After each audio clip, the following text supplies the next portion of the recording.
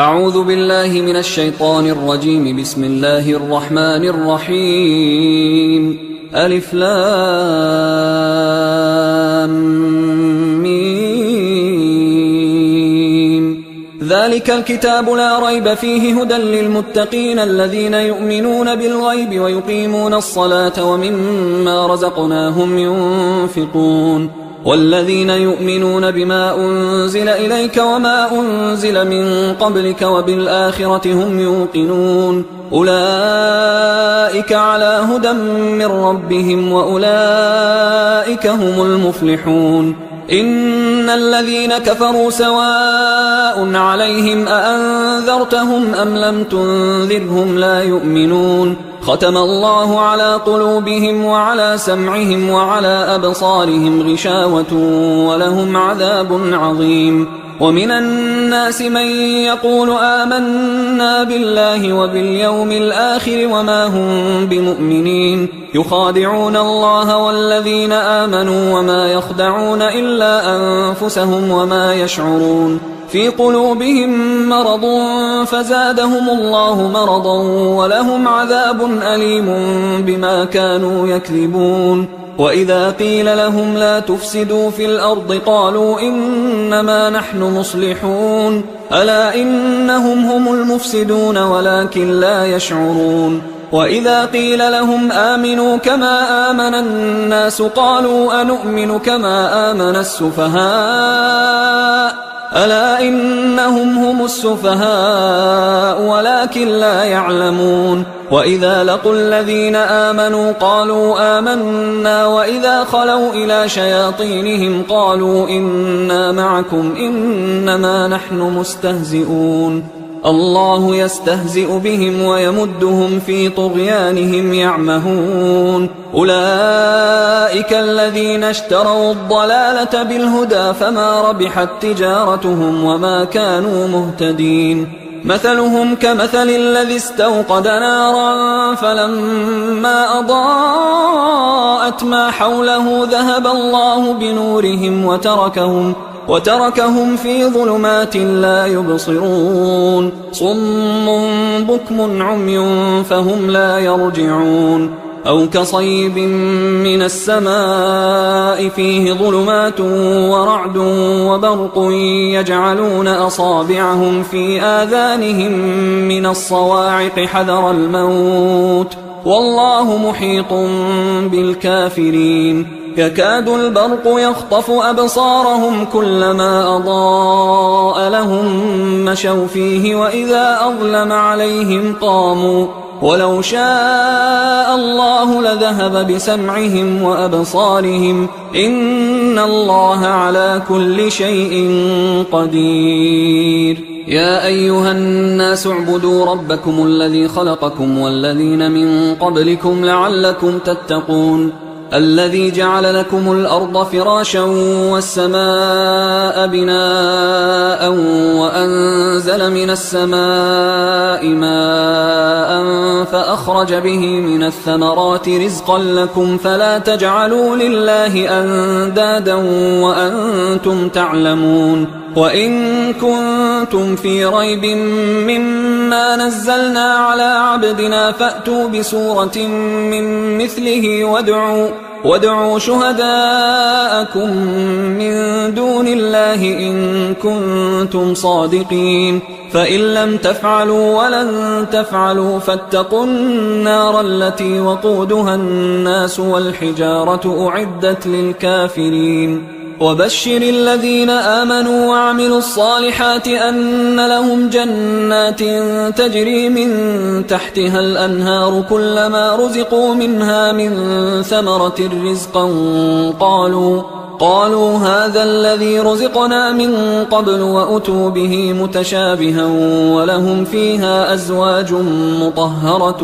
وهم فيها خالدون. إن الله لا يستحيي أن يضرب مثلا ما بعوضة فما فوقها فأما الذين آمنوا فيعلمون أنه الحق من ربهم، وأما الذين كفروا فيقولون ماذا أراد الله بهذا مثلا يضل به كثيرا ويهدي به كثيرا، وما يضل به إلا الفاسقين الذين ينقضون عهد الله من بعد ميثاقه ويقطعون ما أمر الله به أن يوصل ويفسدون في الأرض،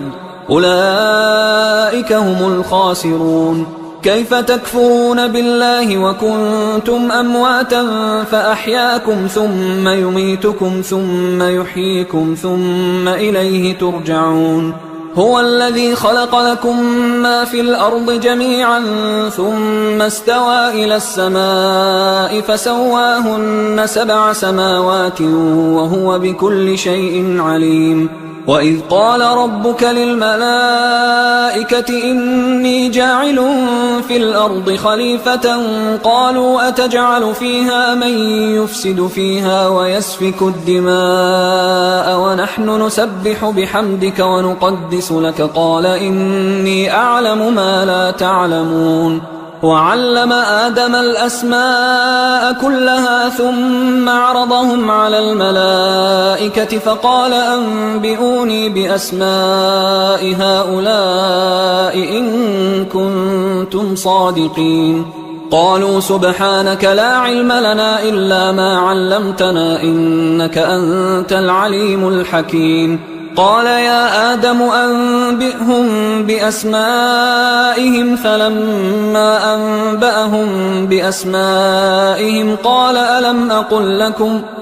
ألم أقل لكم إني أعلم غيب السماوات والأرض وأعلم ما تبدون وما كنتم تكتمون. وإذ قلنا للملائكة اسجدوا لآدم فسجدوا إلا إبليس أبى واستكبر وكان من الكافرين. وقلنا يا آدم اسكن أنت وزوجك الجنة وكلا منها رغدا حيث شئتما ولا تقربا هذه الشجرة فتكونا من الظالمين. فأزلهما الشيطان عنها فأخرجهما مما كانا فيه وقلنا اهبطوا بعضكم لبعض عدو ولكم في الأرض مستقر ومتاع إلى حين. فتلقى آدم من ربه كلمات فتاب عليه إنه هو التواب الرحيم. قلنا اهبطوا منها جميعا فإما يأتينكم مني هدى فمن تبع هداي فلا خوف عليهم ولا هم يحزنون. والذين كفروا وكذبوا بآياتنا أولئك أصحاب النار هم فيها خالدون. يا بني إسرائيل اذكروا نعمتي التي أنعمت عليكم وأوفوا بعهدي أوف بعهدكم وإياي فارهبون. وآمنوا بما أنزلت مصدقا لما معكم ولا تكونوا أول كافر به ولا تشتروا بآياتي ثمنا قليلا وإياي فاتقون. ولا تلبسوا الحق بالباطل وتكتموا الحق وأنتم تعلمون. وأقيموا الصلاة وآتوا الزكاة واركعوا مع الراكعين. أتأمرون الناس بالبر وتنسون أنفسكم وأنتم تتلون الكتاب أفلا تعقلون. واستعينوا بالصبر والصلاة وإنها لكبيرة إلا على الخاشعين الذين يظنون أنهم ملاقو ربهم وأنهم إليه راجعون. يا بني إسرائيل اذكروا نعمتي التي أنعمت عليكم وأني فضلتكم على العالمين. واتقوا يوما لا تجزي نفس عن نفس شيئا ولا يقبل منها شفاعة ولا يؤخذ منها عدل ولا هم ينصرون. وإذ نجيناكم من آل فرعون يسومونكم سوء العذاب يذبحون أبناءكم ويستحيون نساءكم وفي ذلكم بلاء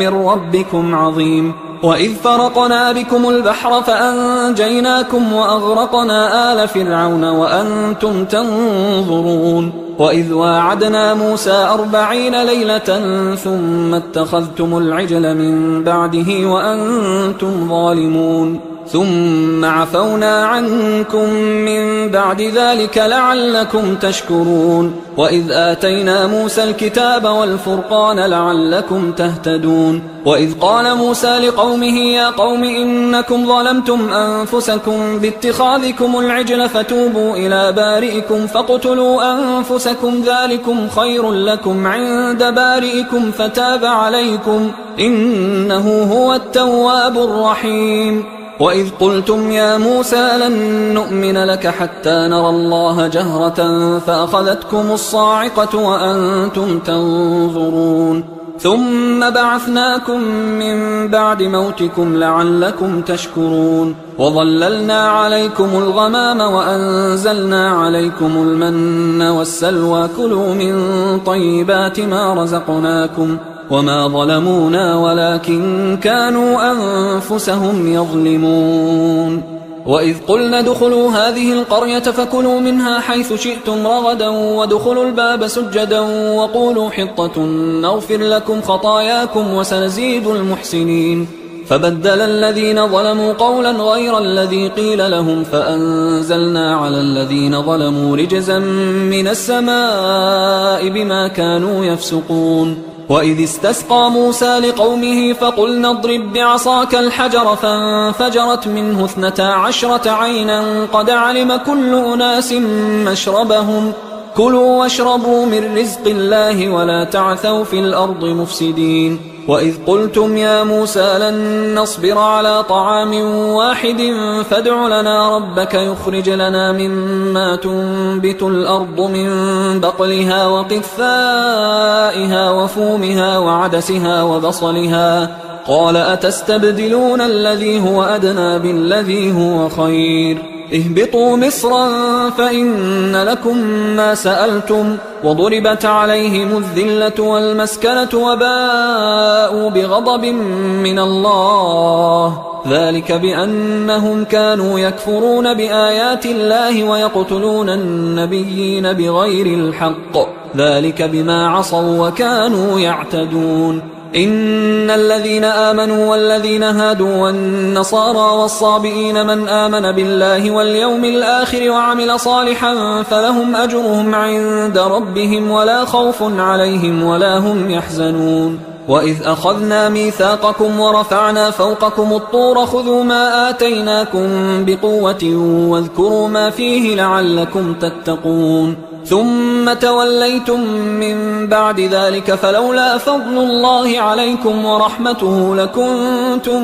من الخاسرين ولقد علمتم الذين اعتدوا منكم في السبت فقلنا لهم كونوا قردة خاسئين فجعلناها نكالا لما بين يديها وما خلفها وموعظة للمتقين وإذ قال موسى لقومه إن الله يأمركم أن تذبحوا بقرة قالوا أتتخذنا هزوا قال أعوذ بالله أن أكون من الجاهلين قالوا ادع لنا ربك يبين لنا ما هي قال إنه يقول إنها بقرة لا فارض ولا بكر عوان بين ذلك فافعلوا ما تؤمرون قالوا ادع لنا ربك يبين لنا ما لونها قال إنه يقول إنها بقرة صفراء فاقع لونها تسر الناظرين قالوا ادع لنا ربك يبين لنا ما هي إن البقرة شابه علينا وإنا إن شاء الله لمهتدون قال إنه يقول إنها بقرة لا ذلول تثير الأرض ولا تسقي الحرث مسلمة لا شية فيها قالوا الآن جئت بالحق فذبحوها وما كادوا يفعلون وإذ قتلتم نفسا فادارأتم فيها والله مخرج ما كنتم تكتمون فقلنا اضربوه ببعضها كذلك يحيي الله الموتى ويريكم آياته لعلكم تعقلون ثم قست قلوبكم من بعد ذلك فهي كالحجارة أو أشد قسوة وإن من الحجارة لما يتفجر منه الأنهار وإن منها لما يشقق فيخرج منه الماء وإن منها لما يهبط من خشية الله وما الله بغافل عما تعملون أفتطمعون أن يؤمنوا لكم وقد كان فريق منهم يسمعون كلام الله ثم يحرفونه من بعد ما عقلوه وهم يعلمون وإذا لقوا الذين آمنوا قالوا آمنا وإذا خلا بعضهم إلى بعض قالوا أتحدثونهم بما فتح الله عليكم ليحاجوكم به عند ربكم أفلا تعقلون أولا يعلمون أن الله يعلم ما يسرون وما يعلنون ومنهم أميون لا يعلمون الكتاب إلا أماني وإنهم إلا يظنون فويل للذين يكتبون الكتاب بأيديهم ثم يقولون هذا من عند الله ليشتروا به ثمنا قليلا فويل لهم مما كتبت أيديهم وويل لهم مما يكسبون وقالوا لن تمسنا النار إلا أياما معدودة قل أتخذتم عند الله عهدا فلن يخلف الله عهده أم تقولون على الله ما لا تعلمون بلى من كسب سيئة وأحاطت به خطيئته فأولئك أصحاب النار هم فيها خالدون والذين آمنوا وعملوا الصالحات أولئك أصحاب الجنة هم فيها خالدون وإذ أخذنا ميثاق بني إسرائيل لا تعبدون إلا الله وبالوالدين إحسانا وذي القربى واليتامى والمساكين وقولوا للناس حسنا وأقيموا الصلاة وآتوا الزكاة ثم توليتم إلا قليلا منكم وأنتم معرضون وإذ أخذنا ميثاقكم لا تسفكون دماءكم ولا تخرجون أنفسكم من دياركم ثم أقررتم وأنتم تشهدون ثم أنتم هؤلاء تقتلون أنفسكم وتخرجون فريقا منكم من ديارهم تظاهرون عليهم بالإثم والعدوان وإن يأتوكم أسارى تفادوهم وهو محرم عليكم إخراجهم أفتؤمنون ببعض الكتاب وتكفرون ببعض فما جزاء من يفعل ذلك منكم إلا خزي في الحياة الدنيا ويوم القيامة يردون إلى أشد العذاب وما الله بغافل عما تعملون أولئك الذين اشتروا الحياة الدنيا بالآخرة فلا يخفف عنهم العذاب ولا هم ينصرون ولقد آتينا موسى الكتاب وقفينا من بعده بالرسل وآتينا عيسى ابن مريم البينات وأيدناه بروح القدس أفكلما جاءكم رسول بما لا تهوى أنفسكم استكبرتم ففريقا كذبتم وفريقا تقتلون وقالوا قلوبنا غلف بل لعنهم الله بكفرهم فقليلا ما يؤمنون ولما جاءهم كتاب من عند الله مصدق لما معهم وكانوا من قبل يستفتحون على الذين كفروا فلما جاءهم ما عرفوا كفروا به فلعنة الله على الكافرين بئس ما اشتروا به أنفسهم أن يكفروا بما أنزل الله بغيا أن ينزل الله من فضله على من يشاء من عباده فباءوا بغضب على غضب وللكافرين عذاب مهين وإذا قيل لهم آمنوا بما أنزل الله قالوا نؤمن بما أنزل علينا ويكفرون بما وراءه وهو الحق مصدقا لما معهم قل فلم تقتلون أنبياء الله من قبل إن كنتم مؤمنين ولقد جاءكم موسى بالبينات ثم اتخذتم العجل من بعده وأنتم ظالمون وإذ أخذنا ميثاقكم ورفعنا فوقكم الطور خذوا ما آتيناكم بقوة واسمعوا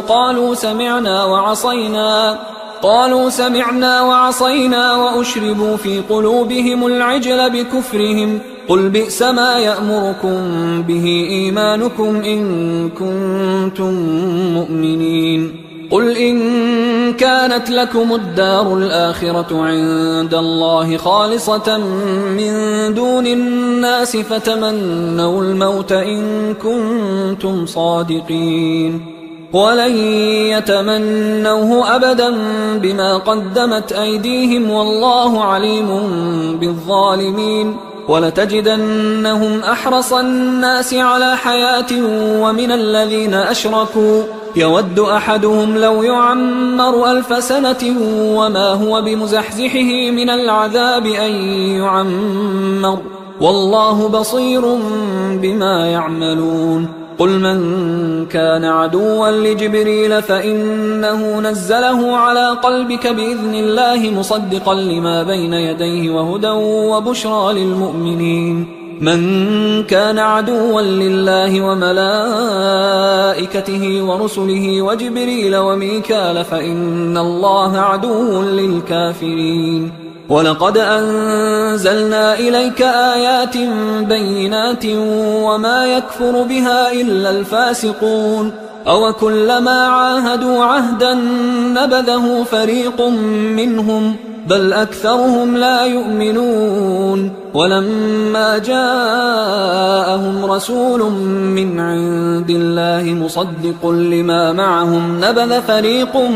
من الذين أوتوا الكتاب كتاب الله وراء ظهورهم كأنهم لا يعلمون واتبعوا ما تتلو الشياطين على ملك سليمان وما كفر سليمان ولكن الشياطين كفروا يعلمون الناس السحر وما أنزل على الملكين ببابل هاروت وماروت وما يعلمان من أحد حتى يقولا إنما نحن فتنة فلا تكفر فيتعلمون منهما ما يفرقون به بين المرء وزوجه وما هم بضارين به من أحد إلا بإذن الله ويتعلمون ما يضرهم ولا ينفعهم ولقد علموا لمن اشتراه ما له في الآخرة من خلاق ولبئس ما شروا به أنفسهم لو كانوا يعلمون ولو أنهم آمنوا واتقوا لمثوبة من عند الله خير لو كانوا يعلمون يا أيها الذين آمنوا لا تقولوا راعنا وقولوا انظرنا واسمعوا وللكافرين عذاب أليم ما يود الذين كفروا من أهل الكتاب ولا المشركين أن ينزل عليكم من خير من ربكم والله يختص برحمته من يشاء والله ذو الفضل العظيم ما ننسخ من آية أو ننسها نأت بخير منها أو مثلها ألم تعلم أن الله على كل شيء قدير ألم تعلم أن الله له ملك السماوات والأرض وما لكم من دون الله من ولي ولا نصير أم تريدون أن تسألوا رسولكم كما سئل موسى من قبل ومن يتبدل الكفر بالإيمان فقد ضل سواء السبيل ود كثير من أهل الكتاب لو يردونكم من بعد إيمانكم كفارا حسدا من عند أنفسهم من بعد ما تبين لهم الحق فاعفوا واصفحوا حتى يأتي الله بأمره إن الله على كل شيء قدير وأقيموا الصلاة وآتوا الزكاة وما تقدموا لأنفسكم من خير تجدوه عند الله إن الله بما تعملون بصير وقالوا لن يدخل الجنة إلا من كان هودا أو نصارى تلك أمانيهم قل هاتوا برهانكم إن كنتم صادقين بلى من أسلم وجهه لله وهو محسن فله أجره عند ربه ولا خوف عليهم ولا هم يحزنون وقالت اليهود ليست النصارى على شيء وقالت النصارى ليست اليهود على شيء وهم يتلون الكتاب كذلك قال الذين لا يعلمون مثل قولهم فالله يحكم بينهم يوم القيامة فيما كانوا فيه يختلفون ومن أظلم ممن منع مساجد الله أن يذكر فيها اسمه وسعى في خرابها أولئك ما كان لهم أن يدخلوها إلا خائفين لهم في الدنيا خزي ولهم في الآخرة عذاب عظيم ولله المشرق والمغرب فأينما تولوا فثم وجه الله إن الله واسع عليم وقالوا اتخذ الله ولدا سبحانه بل له ما في السماوات والأرض كل له قانتون بديع السماوات والأرض وإذا قضى أمرا فإنما يقول له كن فيكون وقال الذين لا يعلمون لولا يكلمنا الله أو تأتينا آية كذلك قال الذين من قبلهم مثل قولهم تشابهت قلوبهم قد بينا الآيات لقوم يوقنون إنا أرسلناك بالحق بشيرا ونذيرا ولا تسأل عن أصحاب الجحيم ولن ترضى عنك اليهود ولا النصارى حتى تتبع ملتهم قل إن هدى الله هو الهدى ولئن اتبعت أهواءهم بعد الذي جاءك من العلم ما لك من الله من ولي ولا نصير الذين آتيناهم الكتاب يتلونه حق تلاوته أولئك يؤمنون به ومن يكفر به فأولئك هم الخاسرون يا بني إسرائيل اذكروا نعمتي التي أنعمت عليكم وأني فضلتكم على العالمين واتقوا يوما لا تجزي نفس عن نفس شيئا ولا يقبل منها عدل ولا تنفعها شفاعة ولا هم ينصرون وإذ ابتلى إبراهيم ربه بكلمات فأتمهن قال إني جاعلك للناس إماما قال ومن ذريتي قال لا ينال عهد الظالمين وإذ جعلنا البيت مثابة للناس وأمنا واتخذوا من مقام إبراهيم مصلى وعهدنا إلى إبراهيم وإسماعيل أن طهرا بيتي للطائفين والعاكفين والركع السجود وإذ قال إبراهيم رب اجعل هذا بلدا آمنا وارزق أهله من الثمرات من آمن منهم بالله واليوم الآخر قال ومن كفر فأمتعه قليلا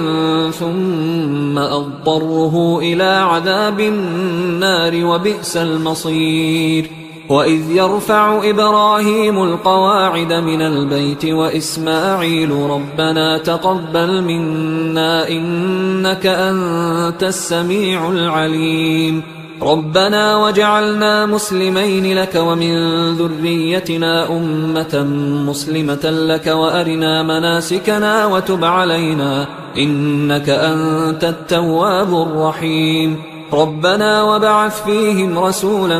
منهم يتلو عليهم آياتك ويعلمهم الكتاب والحكمة ويزكيهم إنك أنت العزيز الحكيم ومن يرغب عن ملة إبراهيم إلا من سفه نفسه ولقد اصطفيناه في الدنيا وإنه في الآخرة لمن الصالحين إذ قال له ربه أسلم قال أسلمت لرب العالمين. ووصى بها إبراهيم بنيه ويعقوب يا بني إن الله اصطفى لكم الدين فلا تموتن إلا وأنتم مسلمون. أم كنتم شهداء إذ حضر يعقوب الموت إذ قال لبنيه ما تعبدون من بعدي قالوا نعبد إلهك وإله آبائك إبراهيم وإسماعيل وإسحاق إلها واحدا ونحن له مسلمون. تلك أمة قد خلت لها ما كسبت ولكم ما كسبتم ولا تسألون عما كانوا يعملون. وقالوا كونوا هودا أو نصارى تهتدوا قل بل ملة إبراهيم حنيفا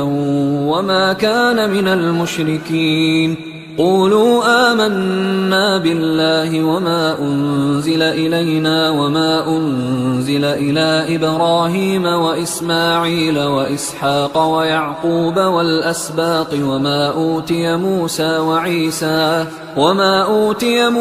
وعيسى وما أوتي النبيون من ربهم لا نفرق بين أحد منهم ونحن له مسلمون.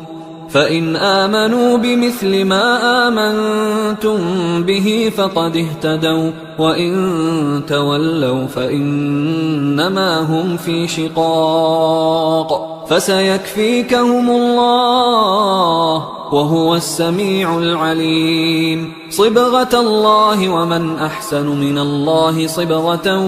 ونحن له عابدون. قل أتحاجوننا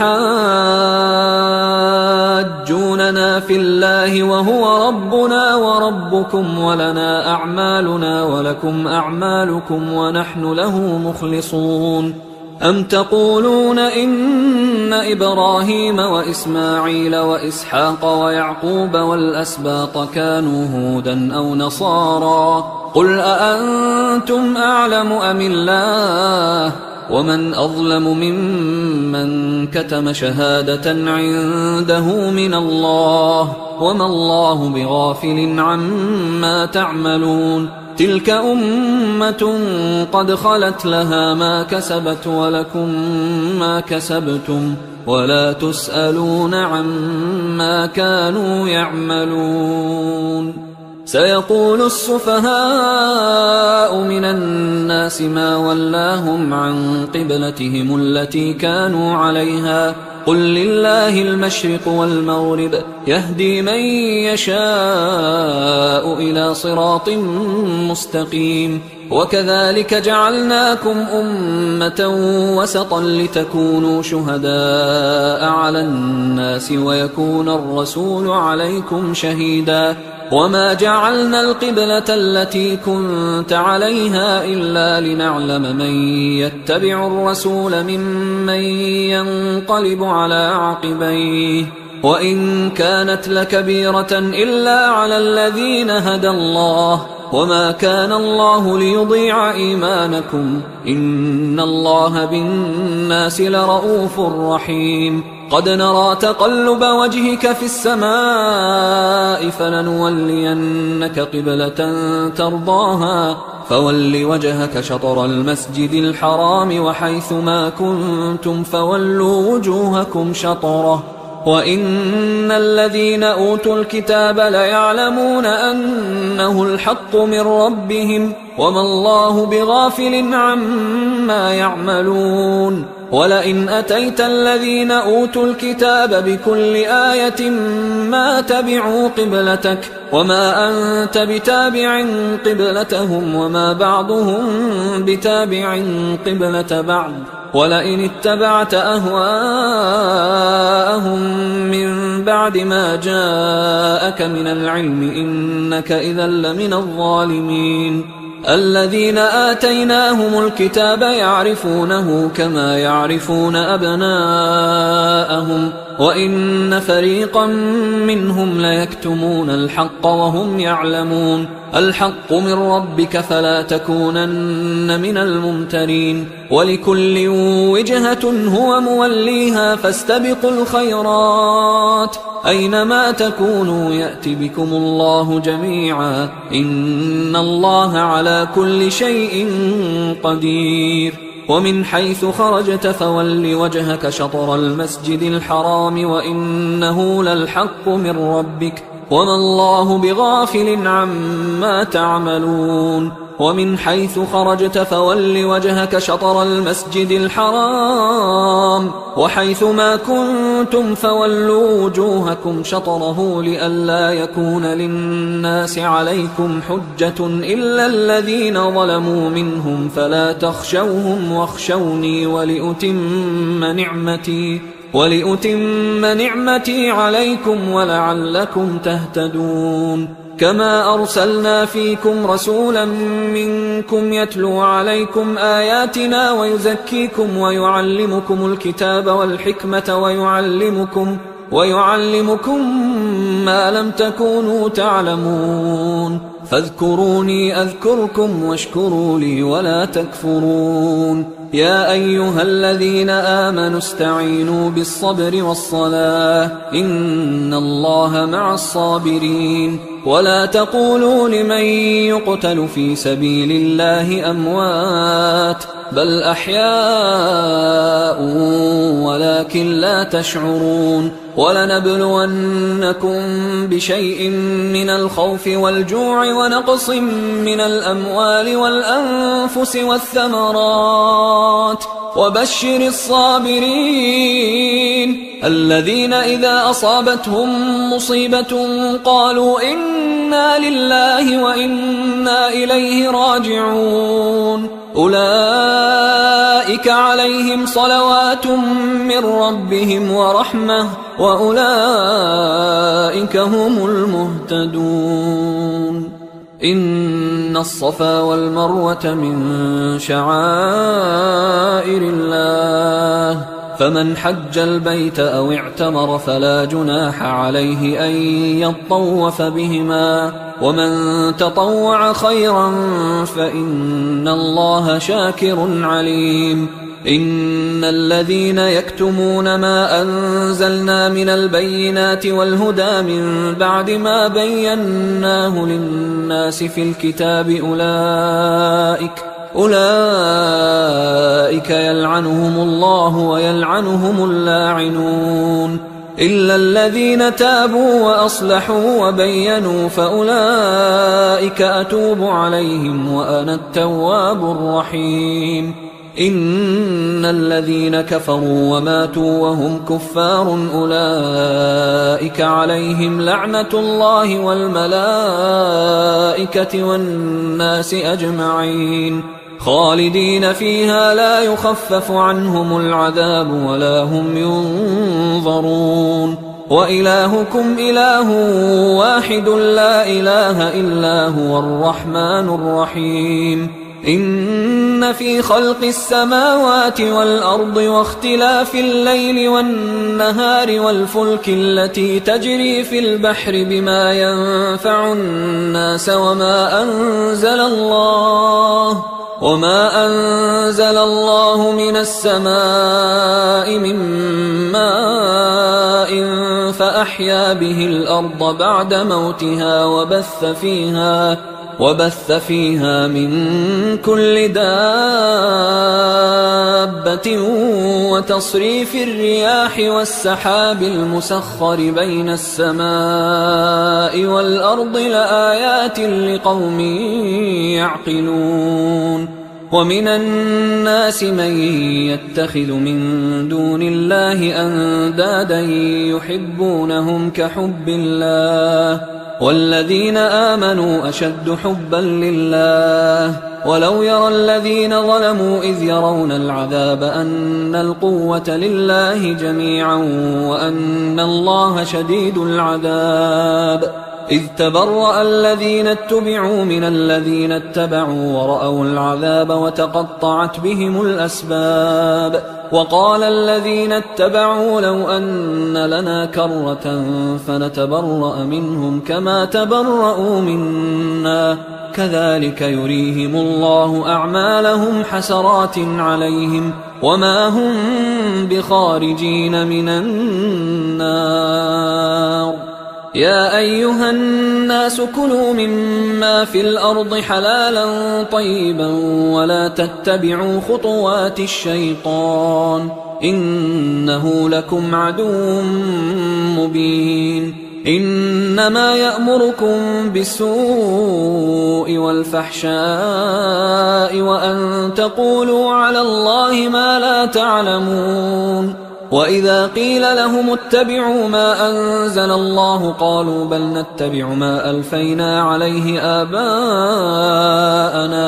أولو كان آباؤهم لا يعقلون شيئا ولا يهتدون ومثل الذين كفروا كمثل الذي ينعق بما لا يسمع إلا دعاء ونداء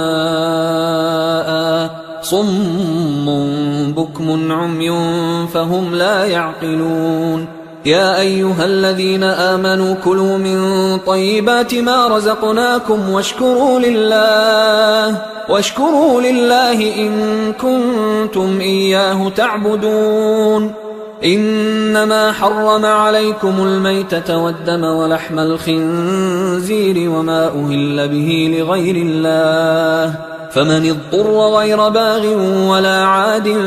فلا إثم عليه إن الله غفور رحيم إن الذين يكتمون ما أنزل الله من الكتاب ويشترون به ثمنا قليلا أولئك ما يأكلون في بطونهم إلا النار ولا يكلمهم الله يوم القيامة ولا يزكيهم ولهم عذاب أليم أولئك الذين اشتروا الضلالة بالهدى والعذاب بالمغفرة فما أصبرهم على النار ذلك بأن الله نزل الكتاب بالحق وإن الذين اختلفوا في الكتاب لفي شقاق بعيد ليس البر أن تولوا وجوهكم قبل المشرق والمغرب ولكن البر من آمن بالله واليوم الآخر والملائكة والكتاب والنبيين وآتى المال على حبه ذوي القربى واليتامى والمساكين وابن السبيل والسائلين وفي الرقاب وأقام الصلاة وآتى الزكاة والموفون بعهدهم إذا عاهدوا والصابرين في البأساء والضراء وحين البأس أولئك الذين صدقوا وأولئك هم المتقون يا أيها الذين آمنوا كتب عليكم القصاص في القتلى الحر بالحر والعبد بالعبد والأنثى بالأنثى فمن عفي له من أخيه شيء فاتباع بالمعروف وأداء إليه بإحسان ذلك تخفيف من ربكم ورحمة فمن اعتدى بعد ذلك فله عذاب أليم ولكم في القصاص حياة يا أولي الألباب لعلكم تتقون كتب عليكم إذا حضر أحدكم الموت إن ترك خيرا الوصية للوالدين والأقربين بالمعروف حقا على المتقين فمن بدله بعدما سمعه فإنما إثمه على الذين يبدلونه إن الله سميع عليم فمن خاف من موص جنفا أو إثما فأصلح بينهم فلا إثم عليه إن الله غفور رحيم. يا أيها الذين آمنوا كتب عليكم الصيام كما كتب على الذين من قبلكم لعلكم تتقون أياما معدودات، فمن كان منكم مريضا أو على سفر فعدة من أيام أخر، وعلى الذين يطيقونه فدية طعام مسكين، فمن تطوع خيرا فهو خير له، وأن تصوموا خير لكم إن كنتم تعلمون. شهر رمضان الذي أنزل فيه القرآن هدى للناس وبينات من الهدى والفرقان، فمن شهد منكم الشهر فليصم، ومن كان مريضا أو على سفر فعدة من أيام أخر، يريد الله بكم اليسر ولا يريد بكم العسر ولتكملوا العدة ولتكبروا الله على ما هداكم ولعلكم تشكرون. وإذا سألك عبادي عني فإني قريب أجيب دعوة الداعي إذا دعان، فليستجيبوا لي وليؤمنوا بي لعلهم يرشدون. أحل لكم ليلة الصيام الرفث إلى نسائكم هن لباس لكم وأنتم لباس لهن، علم الله أنكم كنتم تختانون أنفسكم فتاب عليكم وعفى عنكم، فالآن باشروهن وابتغوا ما كتب الله لكم، وكلوا واشربوا حتى يتبين لكم الخيط الأبيض من الخيط الأسود من الفجر، ثم أتموا الصيام إلى الليل، ولا تباشروهن وأنتم عاكفون في المساجد، تلك حدود الله فلا تقربوها، كذلك يبين الله آياته للناس لعلهم يتقون. ولا تأكلوا أموالكم بينكم بالباطل وتدلوا بها إلى الحكام لتأكلوا فريقا من أموال الناس بالإثم وأنتم تعلمون. يسألونك عن الأهلة قل هي مواقيت للناس والحج، وليس البر بأن تأتوا البيوت من ظهورها ولكن البر من اتقى، وأتوا البيوت من أبوابها واتقوا الله لعلكم تفلحون. وقاتلوا في سبيل الله الذين يقاتلونكم ولا تعتدوا إن الله لا يحب المعتدين. وقتلوهم حيث ثقفتموهم وأخرجوهم من حيث أخرجوكم والفتنة أشد من القتل، ولا تقاتلوهم عند المسجد الحرام حتى يقاتلوكم فيه، فإن قاتلوكم فاقتلوهم، كذلك جزاء الكافرين، فإن انتهوا فإن الله غفور رحيم. وقاتلوهم حتى لا تكون فتنة ويكون الدين لله، فإن انتهوا فلا عدوان إلا على الظالمين. الشهر الحرام بالشهر الحرام والحرمات قصاص، فمن اعتدى عليكم فاعتدوا عليه بمثل ما اعتدى عليكم، واتقوا الله واعلموا أن الله مع المتقين. وأنفقوا في سبيل الله ولا تلقوا بأيديكم إلى التهلكة وأحسنوا إن الله يحب المحسنين. وأتموا الحج والعمرة لله، فإن أحصرتم فما استيسر من الهدي، ولا تحلقوا رؤوسكم حتى يبلغ الهدي محله، فمن كان منكم مريضا أو به أذى من رأسه ففدية من صيام أو صدقة أو نسك، فإذا أمنتم فمن تمتع بالعمرة إلى الحج فما استيسر من الهدي، فمن لم يجد فصيام 3 أيام في الحج و7 إذا رجعتم، تلك 10 كاملة، ذلك لمن لم يكن أهله حاضر المسجد الحرام. واتقوا الله واعلموا أن الله شديد العقاب. الحج أشهر معلومات، فمن فرض فيهن الحج فلا رفث ولا فسوق ولا جدال في الحج وما تفعلوا من خير يعلمه الله وتزودوا فإن خير الزاد التقوى واتقون يا أولي الألباب ليس عليكم جناح أن تبتغوا فضلا من ربكم فإذا أفضتم من عرفات فاذكروا الله عند المشعر الحرام واذكروه كما هداكم وإن كنتم من قبله لمن الضالين ثم أفيضوا من حيث أفاض الناس واستغفروا الله إن الله غفور رحيم فإذا قضيتم مناسككم فاذكروا الله كذكركم آباءكم أو أشد ذكرا فمن الناس من يقول ربنا آتنا في الدنيا وما له في الآخرة من خلاق ومنهم من يقول ربنا آتنا في الدنيا حسنة وفي الآخرة حسنة وقنا عذاب النار أولئك لهم نصيب مما كسبوا والله سريع الحساب واذكروا الله في أيام معدودات فمن تعجل في يومين فلا إثم عليه ومن تأخر فلا إثم عليه لمن اتقى واتقوا الله واعلموا أنكم إليه تحشرون ومن الناس من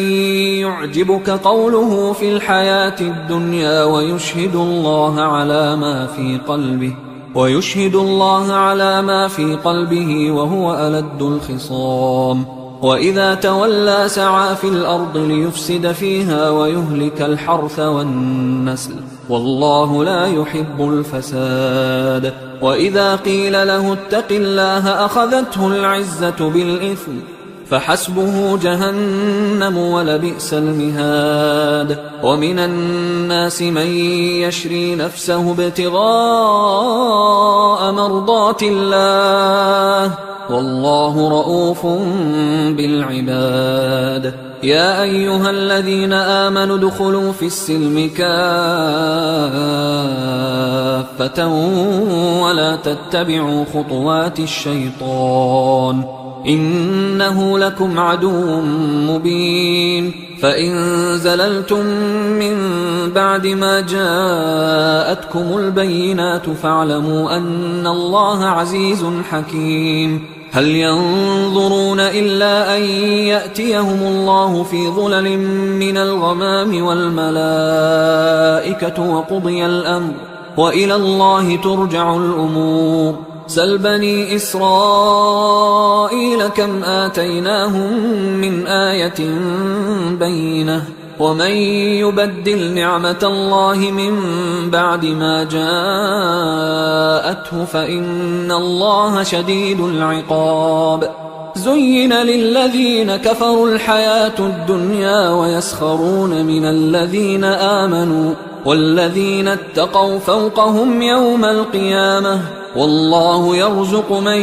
يشاء بغير حساب كان الناس أمة واحدة فبعث الله النبيين مبشرين ومنذرين وأنزل معهم الكتاب بالحق ليحكم بين الناس فيما اختلفوا فيه وما اختلف فيه إلا الذين أوتوه من بعد ما جاءتهم البينات بغيا بينهم فهدى الله الذين آمنوا لما اختلفوا فيه من الحق بإذنه والله يهدي من يشاء إلى صراط مستقيم أم حسبتم أن تدخلوا الجنة ولما يأتكم مثل الذين خلوا من قبلكم مستهم البأساء والضراء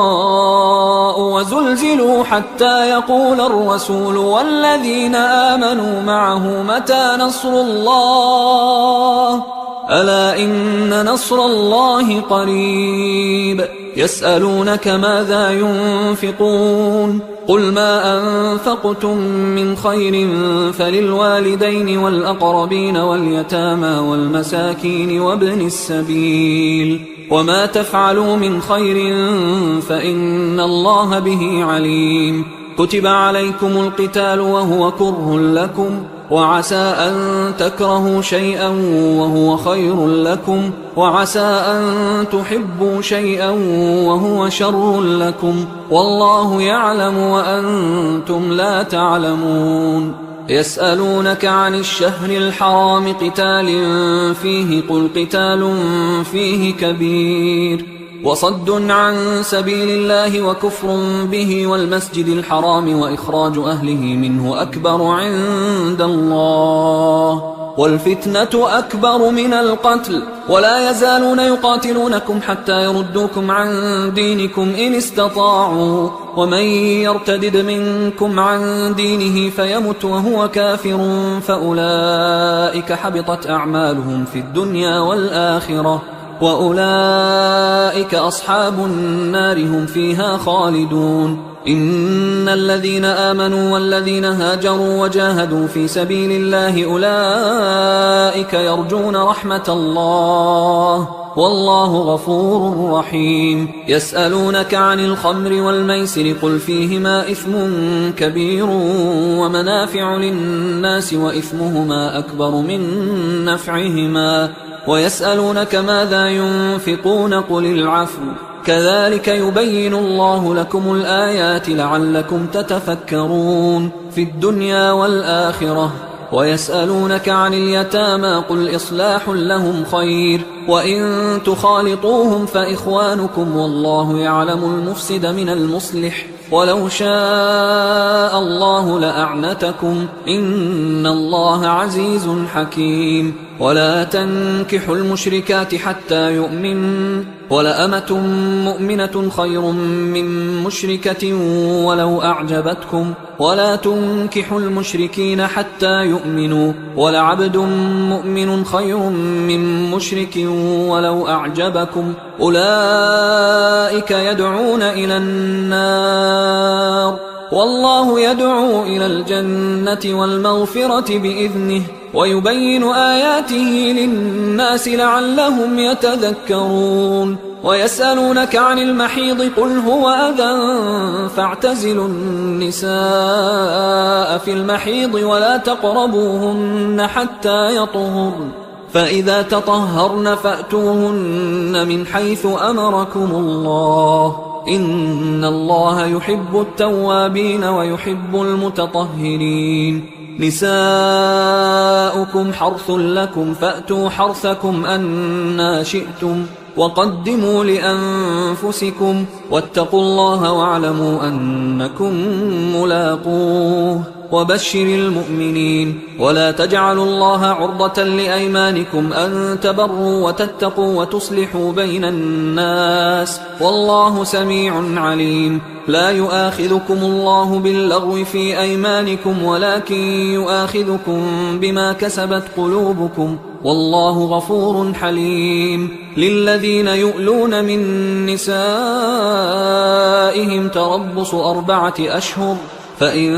فاءوا فإن الله غفور رحيم وإن عزموا الطلاق فإن الله سميع عليم والمطلقات يتربصن بأنفسهن 3 قروء ولا يحل لهن أن يكتمن ما خلق الله في أرحامهن إن كن يؤمن بالله واليوم الآخر وبعولتهن أحق بردهن في ذلك إن أرادوا إصلاحا ولهن مثل الذي عليهن بالمعروف وللرجال عليهن درجة والله عزيز حكيم الطلاق 2 فإمساك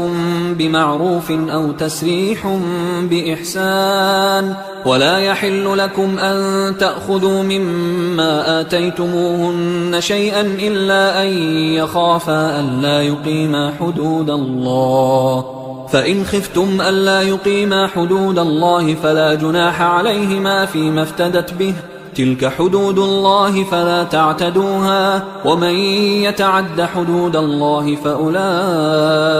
هم الظالمون. فإن طلقها فلا تحل له من بعد حتى تنكح زوجا غيره، فإن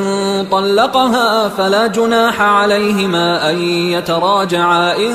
ظنا أن يقيما حدود الله، وتلك حدود الله يبينها لقوم يعلمون. وإذا طلقتم النساء فبلغن أجلهن فأمسكوهن بمعروف أو سرحوهن بمعروف، ولا تمسكوهن ضرارا لتعتدوا، ومن يفعل ذلك فقد ظلم نفسه. ولا تتخذوا آيات الله هزوا، واذكروا نعمة الله عليكم وما أنزل عليكم من الكتاب والحكمة يعظكم به، واتقوا الله واعلموا أن الله بكل شيء عليم. وإذا طلقتم النساء فبلغن أجلهن فلا تعضلوهن أن ينكحن أزواجهن إذا تراضوا بينهم بالمعروف، ذلك يوعظ به من كان منكم يؤمن بالله واليوم الآخر، ذلكم أزكى لكم وأطهر، والله يعلم وأنتم لا تعلمون.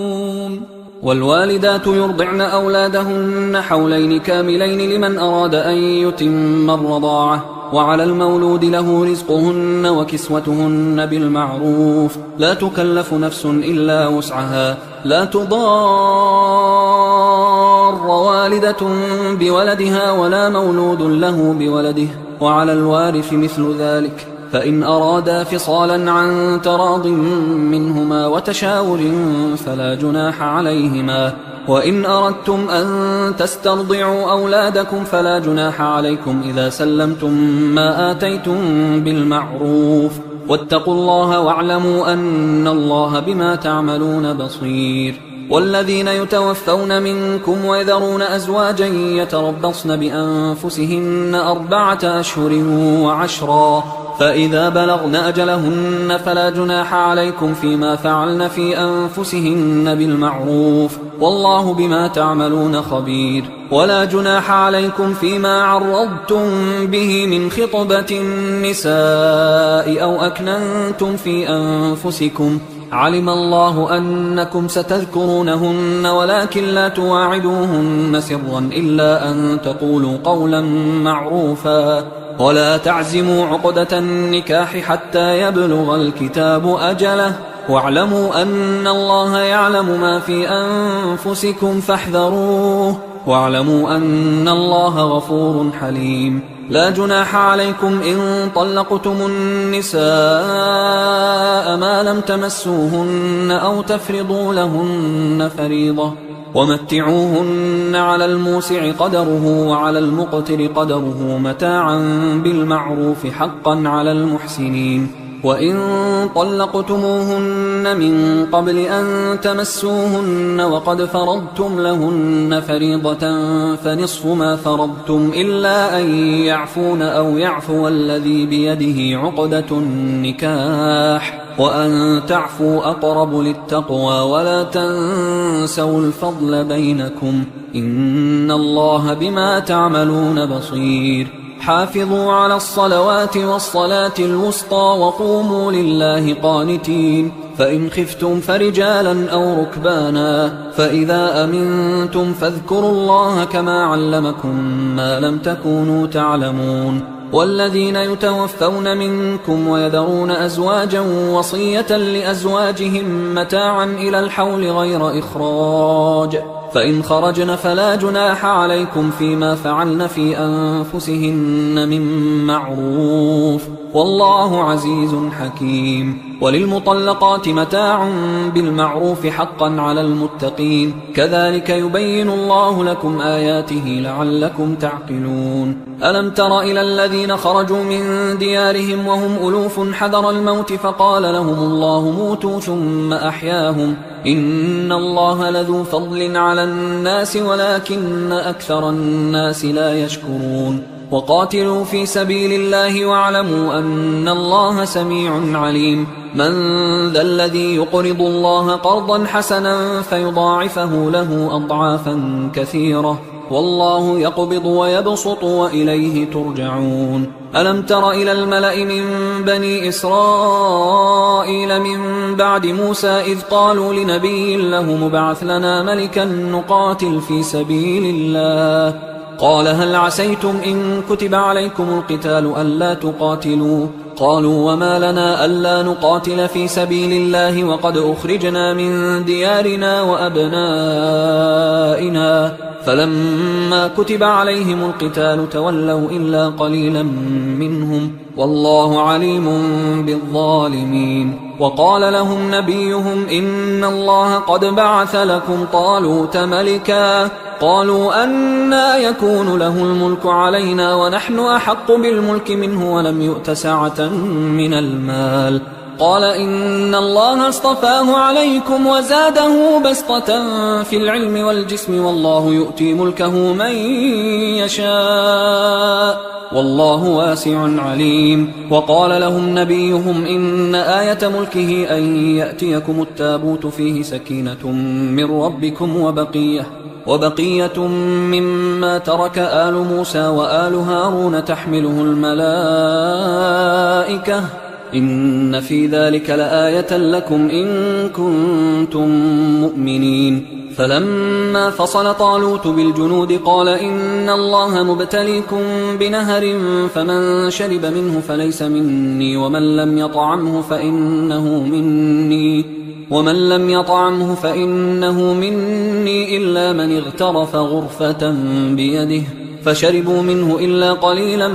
منهم. فلما جاوزه هو والذين آمنوا معه قالوا لا طاقة لنا اليوم بجالوت وجنوده. قال الذين يظنون أنهم ملاقوا الله كم من فئة قليلة غلبت فئة كثيرة بإذن الله والله مع الصابرين. ولما برزوا لجالوت وجنوده قالوا ربنا أفرغ علينا صبرا وثبت أقدامنا وانصرنا على القوم الكافرين، فهزموهم بإذن الله. وقتل داود جالوت وآتاه الله الملك والحكمة وعلمه مما يشاء، ولولا دفع الله الناس بعضهم ببعض لفسدت الأرض ولكن الله ذو فضل على العالمين. تلك آيات الله نتلوها عليك بالحق وإنك لمن المرسلين. تلك الرسل فضلنا بعضهم على بعض،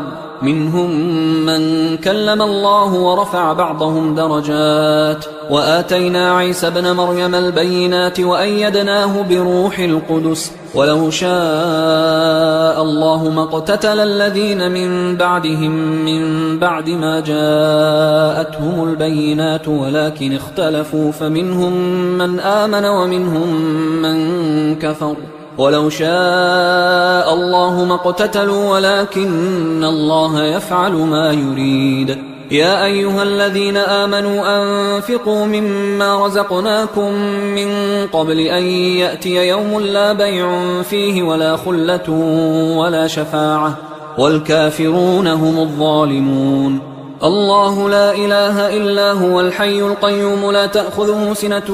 ولا نوم، له ما في السماوات وما في الأرض، من ذا الذي يشفع عنده إلا بإذنه، يعلم ما بين أيديهم وما خلفهم ولا يحيطون بشيء من علمه إلا بما شاء، وسع كرسيه السماوات والأرض ولا يؤوده حفظهما وهو العلي العظيم. لا إكراه في الدين قد تبين الرشد من الغي،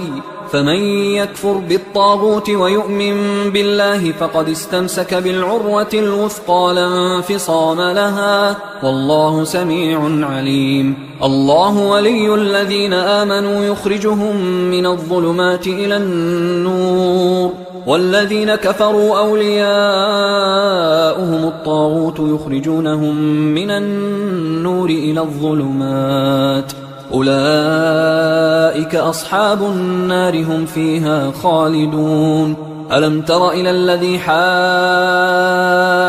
إبراهيم في ربه أن آتاه الله الملك إذ قال إبراهيم ربي الذي يحيي ويميت قال أنا أحيي وأميت. قال إبراهيم فإن الله يأتي بالشمس من المشرق فأت بها من المغرب فبهت الذي كفر والله لا يهدي القوم الظالمين. أو كالذي مر على قرية وهي خاوية على عروشها قال أنى يحيي هذه الله بعد موتها فأماته الله 100 عام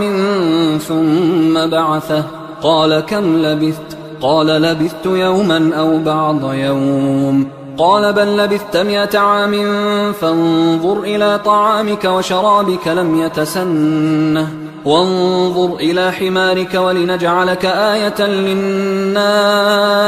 وانظر إلى العظام كيف ننشزها ثم نكسوها لحما فلما تبين له قال أعلم أن الله على كل شيء قدير. وإذ قال إبراهيم رب أرني كيف تحيي الموتى قال أولم تؤمن قال بلى ولكن ليطمئن قلبي قال فخذ 4 من الطير فصرهن إليك ثم اجعل على كل جبل منهن جزءا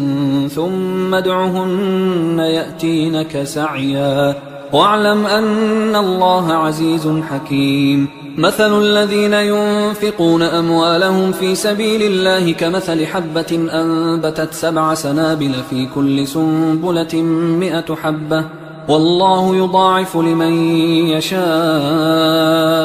والله واسع عليم. الذين ينفقون أموالهم في سبيل الله ثم لا يتبعون ما أنفقوا منا ولا أذى لهم أجرهم عند ربهم ولا خوف عليهم ولا هم يحزنون. قول معروف ومغفرة خير من صدقة يتبعها أذى والله غني حليم. يا أيها الذين آمنوا لا تبطلوا صدقاتكم بالمن والأذى كالذي ينفق ماله رئاء الناس ولا يؤمن بالله واليوم الآخر فمثله كمثل صفوان عليه تراب فأصابه وابل فتركه صلدا لا يقدرون على شيء مما كسبوا والله لا يهدي القوم الكافرين. ومثل الذين ينفقون أموالهم ابتغاء مرضات الله وتثبيتا من أنفسهم كمثل جنة بربوة أصابها وابل فآتت أكلها ضعفين فإن لم يصبها وابل فطل والله بما تعملون بصير. أيود أحدكم أن تكون له جنة من نخيل وأعناب تجري من تحتها الأنهار له فيها من كل الثمرات وأصابه الكبر وله ذرية ضعفاء فأصابها إعصار فيه نار فاحترقت كذلك يبين الله لكم الآيات لعلكم تتفكرون. يا أيها الذين آمنوا أنفقوا من طيبات ما كسبتم ومما أخرجنا لكم من الأرض ولا تيمموا الخبيث منه تنفقون ولستم بآخذيه إلا أن تغمضوا فيه واعلموا أن الله غني حميد. الشيطان يعدكم الفقر ويأمركم بالفحشاء والله يعدكم مغفرة منه وفضلا والله واسع عليم. يؤتي الحكمة من يشاء ومن يؤت الحكمة فقد أوتي خيرا كثيرا وما يذكر إلا أولو الألباب. وما أنفقتم من نفقة أو نذرتم من نذر فإن الله يعلمه وما للظالمين من أنصار. إن تبدوا الصدقات فنعما هي وإن تخفوها وتؤتوها الفقراء فهو خير لكم ويكفر عنكم من سيئاتكم والله بما تعملون خبير. ليس عليك هداهم ولكن الله يهدي من يشاء وما تنفقوا من خير فلأنفسكم وما تنفقون إلا ابتغاء وجه الله وما تنفقوا من خير يوفى إليكم وأنتم لا تظلمون. للفقراء الذين أحصروا في سبيل الله لا يستطيعون ضربا في الأرض يحسبهم الجاهل أغنياء من التعفف تعرفهم بسيماهم لا يسألون الناس إلحافا وما تنفقوا من خير فإن الله به عليم. الذين ينفقون أموالهم بالليل والنهار سرا وعلانية فلهم أجرهم عند ربهم ولا خوف عليهم ولا هم يحزنون. الذين يأكلون الربا لا يقومون إلا كما يقوم الذي يتخبطه الشيطان من المس ذلك بأنهم قالوا إنما البيع مثل الربا وأحل الله البيع وحرم الربا. فمن جاءه موعظة من ربه فانتهى فله ما سلف وأمره إلى الله ومن عاد فأولئك أصحاب النار هم فيها خالدون. يمحق الله الربا ويربي الصدقات والله لا يحب كل كفار أثيم. إن الذين آمنوا وعملوا الصالحات وأقاموا الصلاة وآتوا الزكاة لهم أجرهم عند ربهم ولا خوف عليهم ولا هم يحزنون. يا أيها الذين آمنوا اتقوا الله وذروا ما بقي من الربا إن كنتم مؤمنين فإن لم تفعلوا فأذنوا بحرب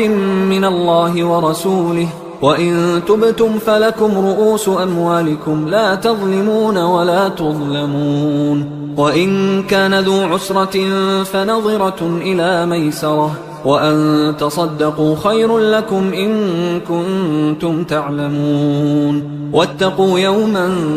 ترجعون فيه إلى الله ثم توفى كل نفس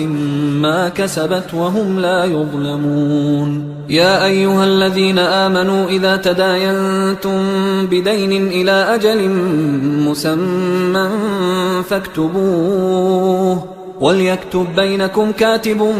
بالعدل ولا يأب كاتب أن يكتب كما علمه الله فليكتب وليملل الذي عليه الحق وليتق الله ربه ولا يبخس منه شيئا فإن